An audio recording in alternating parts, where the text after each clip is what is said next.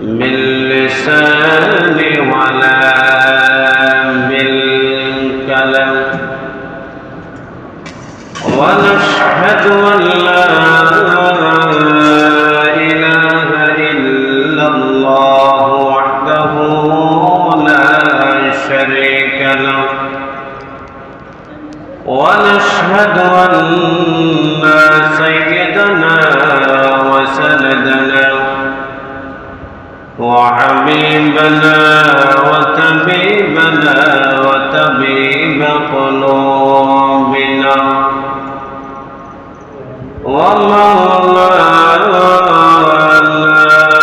محمدا عبده ورسوله الذي أرسله بالحق بشيرا ونذيرا وداعيا إلى الله بإذنه وسراجا منيرا أما بعد فقد قال الله تعالى في كلامه المجيد وفي فرقانه الحميد أعوذ بالله من الشيطان الرجيم بسم الله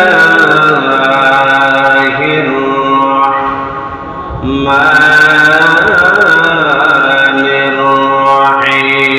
الرحيم قل إن كنتم تحبون الله فاتبعوني يحببكم الله ويغفر لكم ذنوبكم والله غفور رحيم وقال رسول الله صلى الله عليه وسلم من أحب سنتي فقد أحبني ومن أحبني كان معي في الجنة أو كما قال عليه الصلاة والسلام صدق الله العظيم وصدق رسوله النبي الكريم ونحن على ذلك لمن الشاهدين والشاكرين والذاكرين والحمد لله رب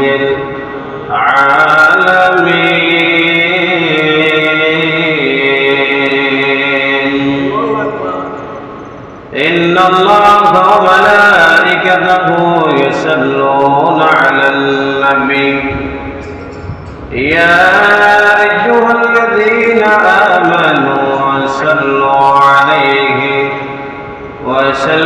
وسلموا تسليما اللهم صل على مولانا محمد وعلى آل سيدنا محمد نبي ربنا رب المشاعر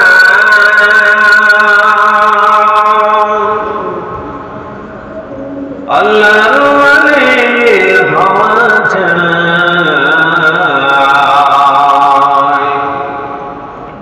نبي ربنا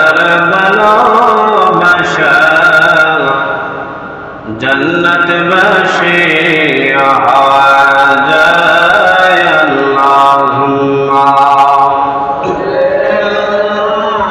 سيدنا مولانا محمد وعلى آله مولانا محمد صلى الله عليه وسلم اللهم صل وسلم وبارك عليه আল্লাহ পাক রব্বুল আলামিন আমাদেরকে আল্লাহর ঘর মসজিদে আসার এবং বসার তৌফিক দিয়েছেন, তাই আমরা অন্তরের অন্তঃস্থল থেকে মহাব্বতে জোরে সোরে বলি আলহামদুলিল্লাহ। নবীর আগমনের মাস, যে মাস ছিল রবিউল আউয়াল, আমাদের থেকে বিদায় নিয়ে গেছে। এখন হলো রবিউল সানির 3 তারিখ। রবিউল সানি 3 তারিখ, আজকে প্রথম জুম্মাবার এই মাসে। আমি একটি আয়াত তেলাওয়াত করেছি কোরআনুল কারীম থেকে 3 নম্বর সূরা, সূরা আলে ইমরানের 31 নম্বর আয়াত, 3 নম্বর পারা, 13 নম্বর পৃষ্ঠার 2 নম্বর লাইন থেকে। ওই আয়াতের মধ্যে আল্লাহ বলেন, রাসূলের গুণগান তুলে ধরেছেন ওই আয়াতের মধ্যে। ওই আয়াতের মধ্যে আমরা সরাসরি চলে যাই। আল্লাহ যেন আমাদেরকে আলোচনা করার এবং বোঝার মতো তৌফিক দান করেন। সকলে বলে আমা তৌফিক ইল্লা বিল্লাহ। আল্লাহ পাক রব্বুল আলামিন সূরাতুল আলে ইমরানের 31 নম্বর আয়াতের মধ্যে জানায় দেন, قل إن كنتم تحبون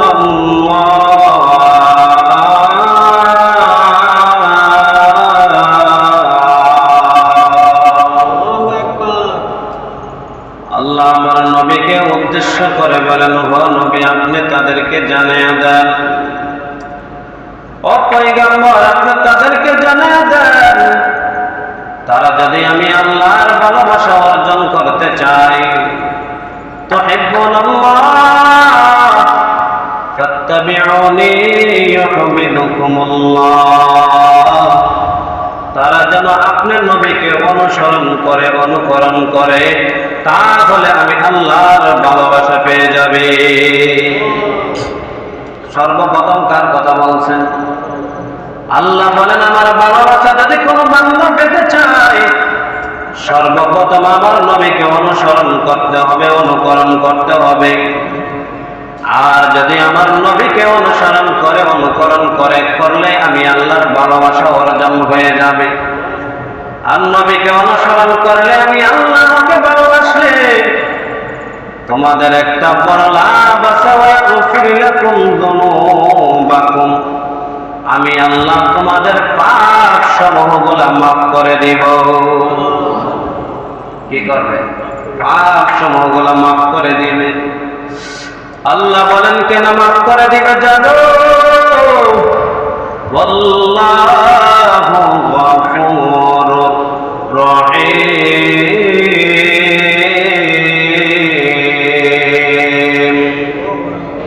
আল্লাহ বলেন আমি অত্যন্ত দয়ালু, আমি আল্লাহ ক্ষমাশীল। সুবহানাল্লাহ। আল্লাহ যেমন ক্ষমা করতে জানে, যেমন দয়া করতেও জানে, তেমন কঠোরতাও দেখাইতে জানে। আল্লাহ বলেন দুনিয়ার জমিনে কোন বান্দার প্রতি আমি কঠোরতা অর্জন করি নাই, কঠোরতা সবাই দেই নাই, কিন্তু বান্দা ভালো করলেও তার জন্য, খারাপ করলেও তার জন্য আমি আল্লাহ কারো প্রতি জুলুম করব না। আমরা নবীর ভালোবাসা দেখাই, আর সাহাবায়ে কেরামরা নবীর প্রেম, নবীর ভালোবাসা কেমন ছিল? আল হাদায়াতুন নাহায়া কিতাবের মধ্যে আছে, আব্দুল্লাহ ইবনে জুবাইর রাদিয়াল্লাহু তাআলা আনহু নবীকে কেমন ভালোবাসতেন একটা হাদিস থেকে বলতেছি, আপনারা মনোযোগ দিয়ে শুনবেন। আল্লাহর নবী সিংহা লাগাইছেন। সিংহা ছিলেন না আপনারা? হাদিস শরীফের মধ্যে বলা আইসা হিজামা, আমরা বাঙালিরা ডাকি সিংহা, হাদিস শরীফের মধ্যে আছে হিজামা। আল্লাহর নবী হিজামা লাগাইছেন, সিংহা লাগাইছেন। লাগানোর মরা কিছু রক্ত, কালো কিছু রক্ত বাহির হইছে। আব্দুল্লাহ ইবনে জুবাইরকে বলতেছে, জুবাইর যাও তুমি ওই রক্তটা নিয়ে কোনো জায়গায় ফুতে ফেলে আসো। কিছুক্ষণ পরে আব্দুল্লাহ ইবনে জুবাইর ফিরে আসছেন। নবীজি জিজ্ঞাসা করেন, আব্দুল্লাহ ইবনে জুবাইর তুমি রক্তগুলা কি করছো? আব্দুল্লাহ ইবনে জুবাইর বলে, নবী গো এই রক্তগুলা আমি খেয়ে ফেলেছি। সুবহান, কি করছে? এই রক্তগুলা খেয়ে ফেলেছি। আল্লাহর নবী বললেন, এ সাহাবী শোনো, লা তামাসসাকান নার ইল্লা আবাদা। যে ব্যক্তির শরীরের মধ্যে আমি নবীর অংশ আছে, ওই শরীরে জাহান্নাম কোনদিন স্পর্শ করবে না। সাহাবী বললেন, নবী গো একমাত্র আমি পেয়েছি আপনার শরীরের অংশ যেন আমার শরীরের মধ্যে থাকে। আপনি নবী বলেছেন, কোন মানুষের শরীরে যদি আমি নবীর এক টুকরা অংশ থাকে, এক বিন্দু পরিমাণ অংশ থাকে, ওই দেহটা কোনদিন জাহান্নামের আগুন স্পর্শ করতে পারবে না। ও নবী, কথা শোনার পর আপনার এই রক্তগুলা পালাইতে যাবে এমন সময় আমার কথাটা মনে হয়ে গেছে, আমি একটানে আপনার রক্তগুলা খেয়ে ফেলেছি। কেমন ভালোবাসা ছিল! আরেকটি দৃষ্টান্ত দিলে বুঝবেন। হাদিসের মধ্যে আছে আব্দুল্লাহ ইবনে যায়েদ রাদিয়াল্লাহু তাআলা আনহু, হাদিস শরীফের মধ্যে আছে আব্দুল্লাহ ইবনে যায়েদ রাদিয়াল্লাহু তাআলা আনহু একটি বাগানের মধ্যে কাজ করতেছে। এমন সময় আব্দুল্লাহ ইবনে জুবাইরের কানের মধ্যে গেছে, আমার নবী আর দুনিয়ার জমিনে নাই। আব্দুল্লাহ ইবনে জুবাইর, আব্দুল্লাহ ইবনে যায়েদ বেহুশ হয়ে গেছে। ওই যে বাগানের মধ্যে কাজ করতো, এই বাগানের মধ্যে বেহুশ হয়ে পড়ে গেছে। আর আল্লাহ পাক রব্বুল আলামিনের কাছে দোয়া করতেছে, আল্লাহ যে নবীকে দেখলে আমার অশান্তি দূর হয়ে যাইত, যে নবীকে দেখলে আমার খিদা নিবারণ হয়ে যাইত, যে নবীকে দেখলে আমার যত ধরনের অশান্তি থাকতো, নবীকে দেখলে সাথে সাথে আমার শান্তি আইসা যাইত, ওই নবীকে আর দেখতে পারবো না। নবীর চেহারা মুবারক আর আমার ওই চোখ দিয়ে দেখতে পারবো না। আল্লাহ আপনার কাছে দোয়া করি, যে চক্ষু দিয়ে নবীকে দেখতে পারবো না, নবীর চেহারা মুবারক দেখতে পারবো না, অশান্তি থেকে শান্তি আসতে পারবে না। আল্লাহ কিয়ামত পর্যন্ত আমি যতদিন বাঁচবো আমার ওই দুইটা চোখ যেন অন্ধ বানিয়ে দেন। আল্লাহর সাথে সাথে দোয়া কবুল করে তার দুইটা চোখ অন্ধ করে দিয়েছে। মৃত্যু পর্যন্ত সে অন্ধ ছিল। কেমন রাসূল কেমন ছিল, কেমন রাসূলকে ভালোবাসতেন। আরেকটি উদাহরণ হাদিসের মধ্যে আছে, হযরত উসমান গনি রাদিয়াল্লাহু তাআলা আমার নবীকে প্রচন্ড পরিমাণ ভালোবাসতেন।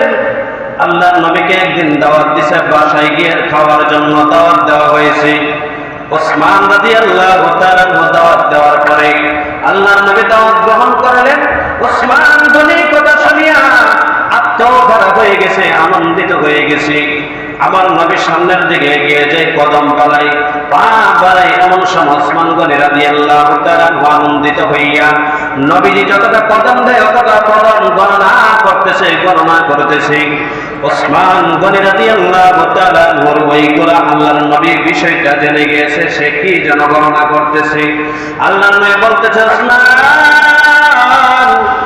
আমি আন্দাজ করতে পারতেছি, আমি এই বিষয়টা জানতে পারতেছি, তুমি যেন কি গণনা করতেছ, কি যেন বলতেছ মুখ দ্বারা, জবান দ্বারা।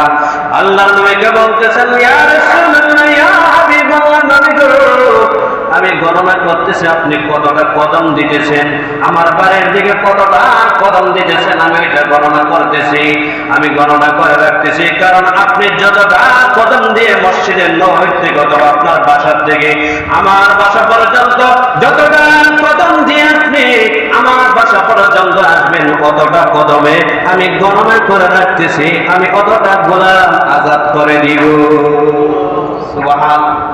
রাসূল প্রেম কেমন ছিল, তাদের মধ্যে রাসূলের ভালোবাসা কেমন ছিল, আর আমাদের কেমন ভালোবাসা।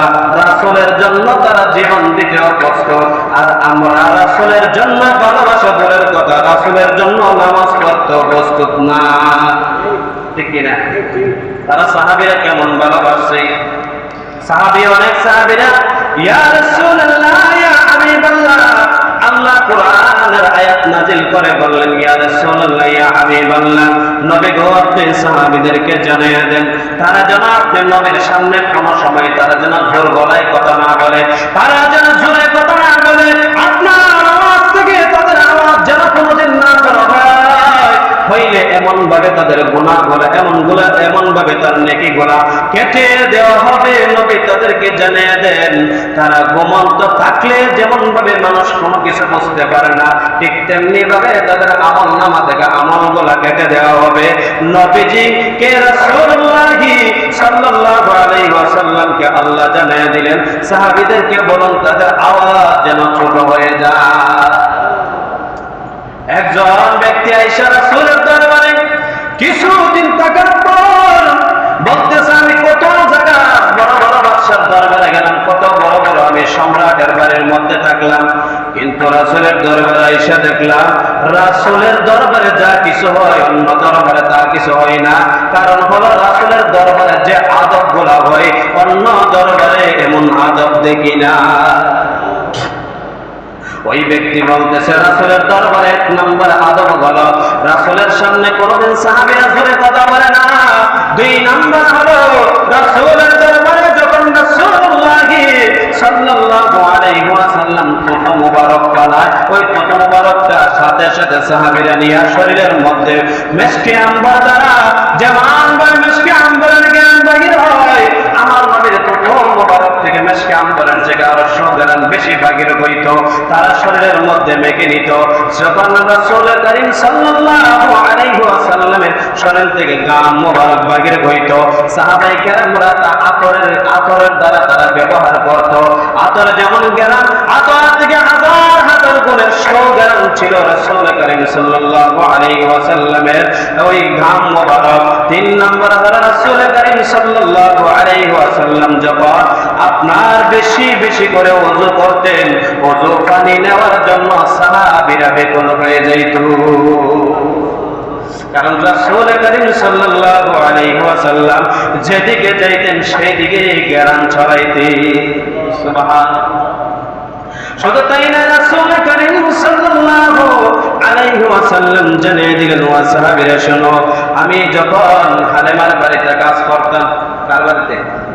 হালেমার বাড়িতে যখন কাজ করার আগে রাসূল করিম সাল্লাল্লাহু আলাইহি ওয়াসাল্লামের একজন বিশ্বস্ত কর্মচারী ছিল। নবী যখন হালেমার বাড়িতে যখন কর্মচারী হিসেবে থাকলেন, থাকার পরে রাসূল করিম সাল্লাল্লাহু আলাইহি ওয়াসাল্লাম ওই কর্মচারী অবস্থা তাকে ওই কাফেলার সাথে দিয়া ওই রাজ্যের মধ্যে পাঠাইলেন। ওই সিরিয়ার মধ্যে পাঠানোর পর রাসূল করিম সাল্লাল্লাহু আলাইহি ওয়াসাল্লামের যে কর্মচারী ছিল ওই কর্মচারীকে বলছে, হালিমা ডাক দিয়া বললেন, এই কর্মচারী শোনো, সব কিছুর ব্যাঘাত ঘটতে পারে, কিন্তু মুহাম্মদের তুমি সব সময় খেয়াল রাখবা যেন কোনো ধরনের ব্যাঘাত না ঘটে। সুবহানাল্লাহ। ওই কর্মচারীকে বলছে, বলার পর ব্যবসা শুরু হয়ে গেছে। সিরিয়ার মধ্যে যে পণ্যটা সস্তা ওই পণ্যটা আপনার মক্কা থেকে নিয়ে সিরিয়ার মধ্যে বিক্রি করে, যখন মক্কার মধ্যে সস্তা ওইটা সিরিয়ার মধ্যে বিক্রি করে। ওই সময় সর্বপ্রথম যখন ব্যবসা করছে, সর্বপ্রথম ব্যবসাটার মধ্যে সারা বছরের লাভবান থেকে ওই ব্যবসাটা সব থেকে বেশি লাভবান হয়েছে। আল্লাহর নবী যখন ওই ব্যবসার থেকে সিরিয়ার থেকে কাপড় নিয়ে আসছে, ব্যবসা এই সময় কিছুদিনের জন্য বন্ধ হয়েছিল।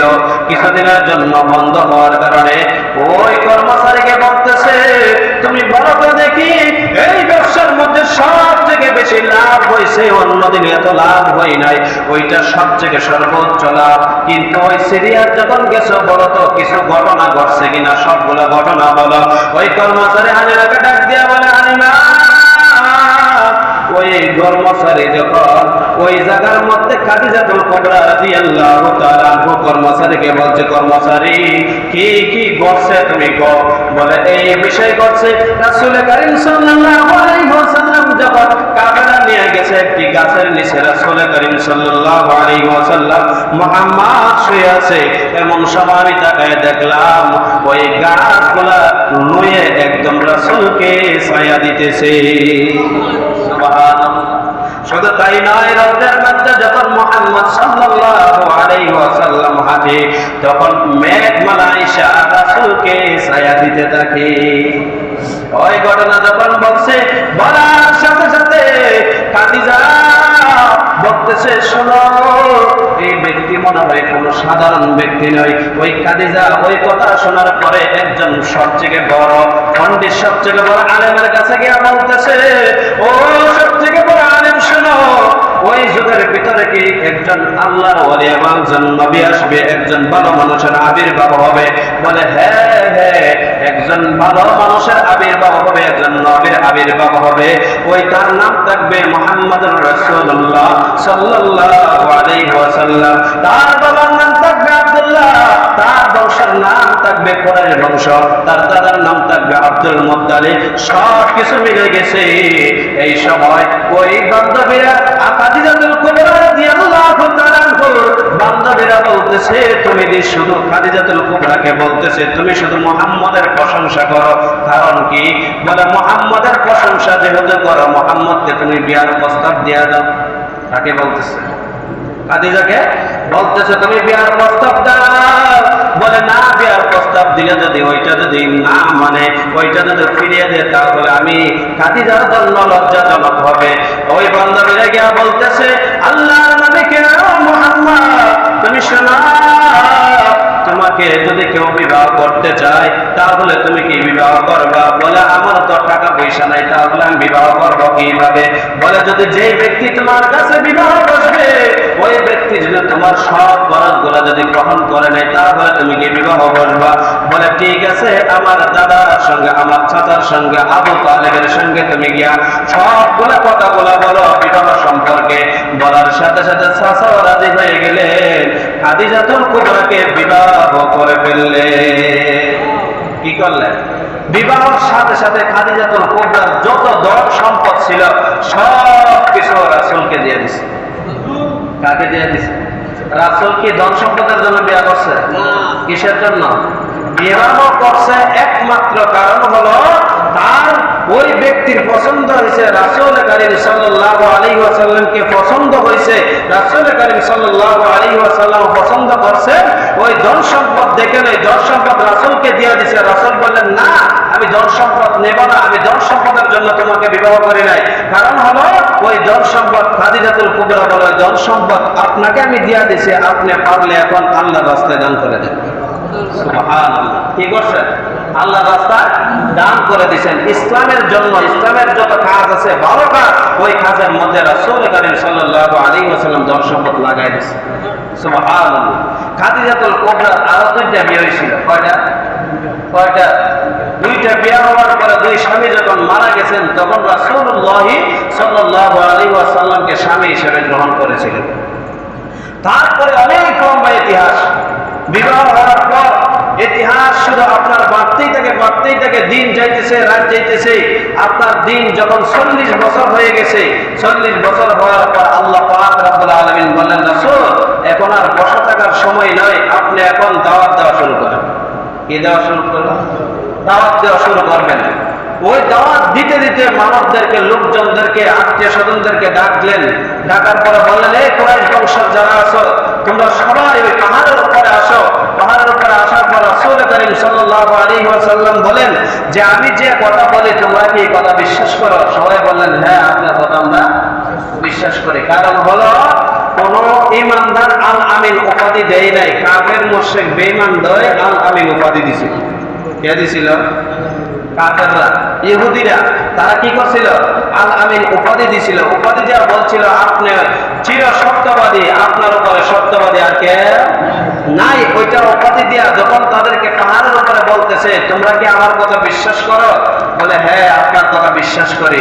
এক দলকে বলতেছে, তোমরা শোনো, আমি যদি বলি পাহাড়ের এই ভয়ঙ্কর কিছু আছে বা গনিমতের মাল আছে, তাহলে তোমরা কি বিশ্বাস করো? এক দলে বলতেছে, আমরা বিশ্বাস করি, আরেক দলে বিশ্বাস করি না। কারণ যেটা না দেখি এটা কিভাবে বিশ্বাস করেছে? এক দলে কি কয়, দেখি না, বিশ্বাস করবো কিভাবে? আরেক দলে কয় যে না দেখলেও আপনার কথা আমরা বিশ্বাস করি। কারণ হলো সে কি সত্যবাদী। সে কি সত্যবাদী হওয়ার কারণে রাসূল কারীম সাল্লাল্লাহু আলাইহি ওয়াসাল্লাম বলেন, একদল আমার উম্মতের মধ্যে আছে আল্লাহকে দেখে না, তারা বিশ্বাস করবে না, কিন্তু আরেক দল আছে আমি রাসূল করিম সাল্লাল্লাহু আলাইহি ওয়াসাল্লামের কথা অনুযায়ী তারা বিশ্বাস করবে। সুবহানাল্লাহ, করবে কিনা? একদল আছে বিশ্বাস করে না, আল্লাহ বলতে কিছু আছে এরকম বলে তারা। আরেকটা বিষয়, পূজা মনে শুরু হইতেছে। কি শুরু হইতেছে? পূজা মনে রবিবার থেকে না কিবার থেকে পূজা শুরু হবে, সবাই খেয়াল করেন। যারা মুসলমানদের ছেলে মেয়েরা পূজার যায়, এইখানে শিরিক করা হয়। কি করা হয়? লাফিয়া করে নামাজ পড়া হয়। কি করা হয়? শিরিক করা হয়। কারণ তারা দেবদেবীর কাছে কি করে? মাথা নত করে। কি করে? আল্লাহ ব্যতীত পৃথিবীর জমিনে কারো কাছে মাথা নত করা জায়েজ নয়, যাবে না। ওইগুলা করা হারাম। এগুলা কি হারাম? শিরিক। শিরিক কোন ব্যক্তি যদি করে, তার পিছনের আমল সবকিছু বরবাদ, সে নাস্তিক হয়ে যাবে, কাফের মুশরিক হয়ে যাবে সাথে সাথে। তাহলে পূজা যখন শুরু হইতেছে, আমাদের মুসলমানের সন্তানরা যায়নি, যায় না মনে হয়। হাদিস শরীফের মধ্যে এমন ভাবে আছে, কোন ব্যক্তি যদি মুসলমান হোক হিন্দু হোক, এক বড় আগুন লাগলে কিন্তু আরেক বড় গিয়া ছিঁড়া করে, করে কিনা? এই ঘরের আগুন গিয়ে অন্য ঘরেও লাগে না? এক বড় কারণ লাগলে আরেক বড় কি লাগে? কারণের আগুন লাগলে আরেক বড় যায়। ঠিক তেমনি পূজার মধ্যে আল্লাহ রাসূল বলছে এখানে গজব নাজিল। কি নাজিল? আচ্ছা, মুসলমানের বাচ্চা থাকলে যে জায়গায় গজব নাজিল, এখানে কি মুসলমান মত না? মরবে কিনা? মুসলমান বিপদে পড়বে কিনা? মুসলমানের সন্তান ছেলেরাও যায়, মেয়েরাও যায়। মুসলমানের বিবাহ যেমন ভাবে অনুষ্ঠানে বর্তমানে গান বাজনা বাজে, এরা পূজা গান বাজনা না বাজালে পূজা হয় না। বিশ্বাস করেননি?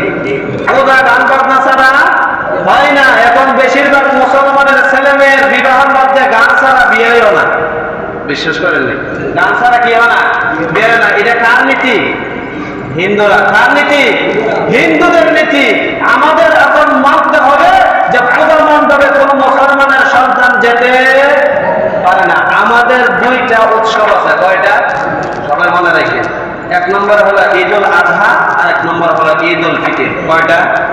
দুইটা। কোন হিন্দুর সন্তান আছে? হিন্দুর সন্তান আছে?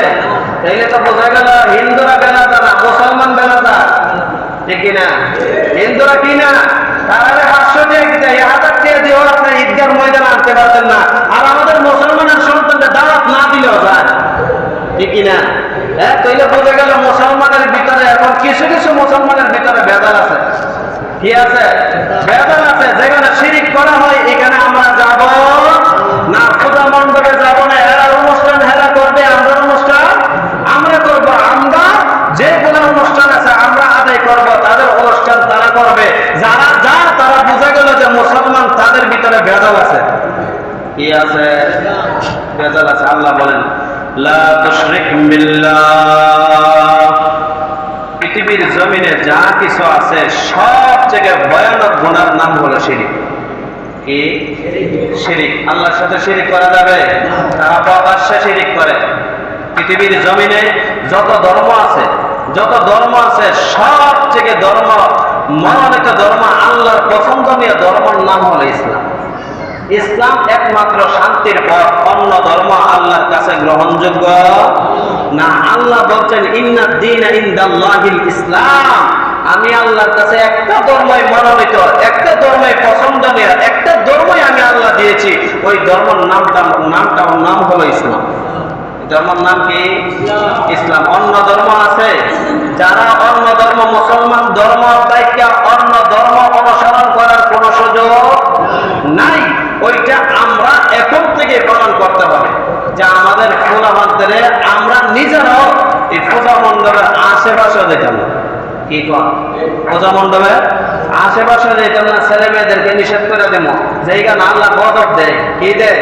গজব দেয়। গজবের মধ্যে কেউ যায় না? যায়? কেউ যায়?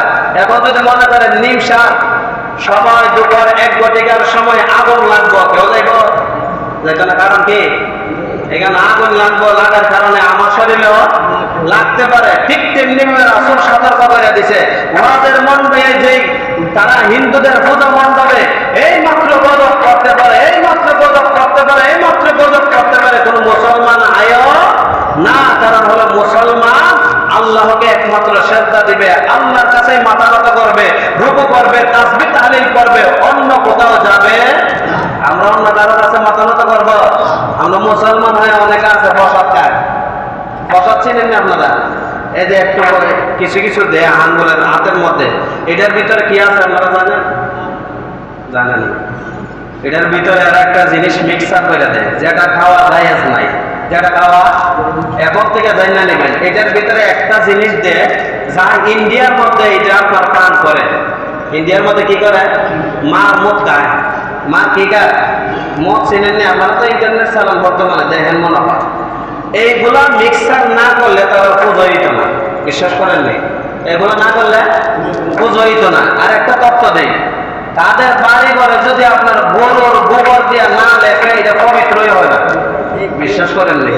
গরুর গোবর দিয়ে না লেখলে, মানে যদি না সমান করে, বাড়িঘর যদি না পরিষ্কার করে গরুর গোবর দিয়া, তাহলে এটা কি হয় না?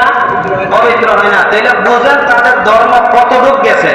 তাহলে এই ধর্মের কাছে আমরা যখন উৎসব হয়, আমরা তখন এই ধর্মের উৎসবে আমরা যাই। আমরা মুসলমান লজ্জা শরম থাকলে আমরা একদিন আর পূজা মণ্ডপে, এক সময় আছে ছোট বাচ্চারা দেখতে যায়, কি দেখতে যায়? দেব দেবী দেবা না, বাঘের ভো মানুষকারিতা হয়, সিংহের ভো মানুষকারিতা হয়, এদিকে হার লেগে যায়। এক সময় কোন সময় 5 বছর 10 বছরের ভিতরে যেটি, আর যেটি 12 বছর 15 বছর 20 বছর 50 বছর যায়, এটি কি লেগে যায়? উৎসব পালন করতে হবে। কি লেগে মানে উৎসব পালন করতে তাদের সাথে সঙ্গী দেওয়ার জন্য যায়। আমার বন্ধু লাগে, আমার মুসলমান হিন্দু বাইরে ভাই থাকে, মুসলমান হিন্দু বাইরে বন্ধু বানায়, ওই তাদের উৎসবে না গেলে রাগ হইব, ওই কারণে কি করে পূজার যায়। এইটা যাওয়া না যায়, এটা না যাওয়া কি না যায়, ওইটা যাওয়া যাবে। এখন থেকে জানলেন তো ইনশাআল্লাহ, এখন থেকে যাইবেন না। আর একটা বিষয় আছে, আল্লাহ রাসূল বলছে তোমরা হিন্দুদেরকে মনে মনে, অন্ততপক্ষে সরাসরি যদি ঘৃণা না করো, মনে মনে ঘৃণা করো। কিসে মনে মনে ঘৃণা করে? কারণ কি বলেন তো? সে বিধর্মী, সে শিরিক করে। সে কি করে? শিরিক করে। সে বিধর্মী, সে শিরিক করে। তার সাথে বেচা কিনা ওটা বসা সবকিছু করতে পারেন, বন্ধুত্ব করেন না। কি করেন না? বন্ধুত্ব রাসূল বলছে যার সাথে চলাফেরা বন্ধুত্ব হাসরের ময়দানে তার সাথেই হবে। তার সাথে কি করবে? উঠবে। যদি হাসরের ময়দানে হিন্দু বেটার লাগে ওঠেন, কই যাবেন? আপনারা কোন না হিন্দু বেটার লাগে উঠলে কই যাবেন? হিন্দু বেটা জান্নাতে যাইব, কই যাইব? এর একবার একটা কথা আছে না এলাকার ভিতরে, দেখেন বেশিরভাগই ফি নারি জাহান্নামা খালিদিনা ফিহা, ডাইরেক্ট জাহান্নাম। সুদা সাদা অর্থ, সুদা সাদা কি মানুষের অর্থ করে, কিন্তু এটার অর্থ এটা না। কিন্তু ফি নারি জাহান্নামা খালিদিনা ফিহা, এরা সুদা জাহান্নামে যাবে। এইটাতে দেখেন যে সুদা বিধর্মী যারা আছে, মৃত্যুর আগ পর্যন্ত যদি ঈমান না আনে, লা ইলাহা ইল্লাল্লাহ যদি না বলে, তাহলে তারা কই যাবে? মোটা বসা যাবে, বন্ধুত্ব করা যাবে, কি করা যাবে? লেনদেন করা যাবে, এমনি কি করা যাবে? বেচা কিনা করা যাবে, কিন্তু বন্ধুত্ব কইরেন না, বন্ধুত্ব কইরেন না। মুসলমানের কি খাপ করছে? মুসলমানের কি অভাব করছে? মুসলমান কি সংখ্যায় কম? তার সাথে বন্ধুত্ব করেন, ভালো মানুষের সাথে বন্ধুত্ব করেন। আমরা কি সকল খারাপ মানুষের সাথে বন্ধুত্ব করি? ঠিক কিনা? যারা 2 নম্বরে ব্যবসা করে, 2 নম্বরে কারবার করে, যারা 2 নম্বর মানুষই নিজে 2 নম্বর, তাদের সাথে দেখবেন বেশিরভাগ বন্ধুত্ব। ভালো মানুষের সাথে চললে তো হুজুর হয়ে গেছে গা, এরকম আছে না নাই? টিটকারি করে কিনা? হুজুর হয়ে গেছে গা, তুমি দাড়ি লাগাই নিছ, তাহলে কি তোমার দাড়ি লাগানোর সময় আছে গা? দাড়ি লাগাইবেন কোন সময়? টুপি লাগাইবেন কোন সময়? মৃত্যুর যেমন সময় নাই, দাড়িও তার সাথে সাথে দাড়ি রাখবেন। টুপি যখন আপনি বুঝবেন তখন থেকেই মাথাত লাগাইবেন। ওইটাই হলো মুসলমানের আসল নিয়ম আর কারণ। ঠিক না? হ্যাঁ, হুজুর হয়ে গেছে গা, এটা যদি টিটকারি করে কোন মানুষ যদি রাসূলের একটা বিন্দু থেকে বিন্দু পরিমাণ সুন্নাহ নিয়া, এমনকি রাসূলের অঙ্গভঙ্গি নিয়া, রাসূলের স্ত্রীদেরকে নিয়ে ফুটুক্তি করে, সাথে সাথে সে নাস্তিক হয়ে যাবে। সাথে সাথে কি টুপি নিয়ে মস্কারি করা যাবে, দাড়ি নিয়ে করা যাবে, পাঞ্জাবি নিয়ে করা যাবে, চুল নিয়ে করা যাবে, এইগুলা করা যাবে না। রাসূলের যা কিছু আছে তা কিছু নিয়ে কোনো মানুষ যদি একটু বিন্দু পরিমাণ এদিক সেদিক করে, সাথে সাথে কি হবে? নাস্তিক। সাথে সাথে কি? নাস্তিক। আর যে মানুষ নাস্তিক হয়ে যায় তাকে কতল করা ওয়াজিব। কতল করা কি ওয়াজিব? বুঝেননি? রাসূল কারীম সাল্লাল্লাহু আলাইহি ওয়াসাল্লামের স্ত্রীদেরকে নিয়ে যদি কটূক্তি কথা বলেন, রাসূল বিবাহ করেছে 11টা। যদি বলেন বিভিন্ন ধরনের অঙ্গি ভঙ্গি দিয়ে যদি লেখেন অথবা কথা বলেন, সাথে সাথে ঈমান শেষ। সাথে সাথে কি ঈমান শেষ। সাথে রাসূলের যদি একটা কোনো বিষয় নিয়ে যদি আপনি তুচ্ছ তাচ্ছিল্য করে কথা বলেন, সাথে সাথে কি ঈমান শেষ। তাহলে রাসূলের যা কিছু আছে এইগুলা বলার সময় আপনি সাবধানতা অবলম্বন করতে হবে, সাবধানে কথা বলতে হবে। যদি এদিক সেদিক হয়ে যায় আমাদের কি থাকবে না? ঈমান থাকবে না। রাসূল বলেন পৃথিবীর জমিনে সবচেয়ে দামি জিনিসের নাম হলো ঈমান। সবচেয়ে দামি জিনিসের নাম কি? আমরা যদিও বলি বিল্ডিং আছে, 5 তলা বিল্ডিং আছে, কিন্তু নামাজ পড়ি না। 5 তলা ওই আছে, জমি জমা বিভিন্ন ধরনের ধন সম্পদ আছে, নামাজ পড়ি না। বছরে বছরে হজ করি, মানুষের নামে গীবত করি। বছরে বছরে দেখবেন হজ করে, দেখবেন মানুষের নামে গীবত দোকান করে, রাস্তাঘাটে সব জায়গায় করে। রাসূল বললেন ওই ব্যক্তি ধনী নয়, সবচেয়ে ধনীকে যে ব্যক্তি ঈমানটাকে খাঁটি রাখছে আর ঈমানটাকে মজবুত করছে, ঈমানটাকে পারফেক্ট করছে, এই ব্যক্তি হলো সবচেয়ে ধনী। এই ব্যক্তি কি সবচেয়ে ধনী? ঈমানটুকু যদি থাকে তাহলে রাসূল বলছেন এই পৃথিবীর 10টা পৃথিবীর সমান আল্লাহ জান্নাত দিয়ে দিবেন। কয়টা? এই পৃথিবীর সমান 5 তলা বিল্ডিং না, 10 তলা বিল্ডিং না, 100 কি আর জায়গা নয়। আল্লাহ রাসূল বলছেন 10টা পৃথিবীর সমান জান্নাত দিয়ে দিবে। দামি কোনটা? ঈমান থাকলে। কি থাকলে? ঈমানের দাম হলো 10টা পৃথিবীর সমান জান্নাত। ঈমান না থাকলে জাহান্নাম ছাড়া কোনো উপায়। আল্লাহ যেন আমাদের সবাইকে বোঝার মতো তৌফিক দান করেন। সকলে বলে আমিন। ওয়া আখিরু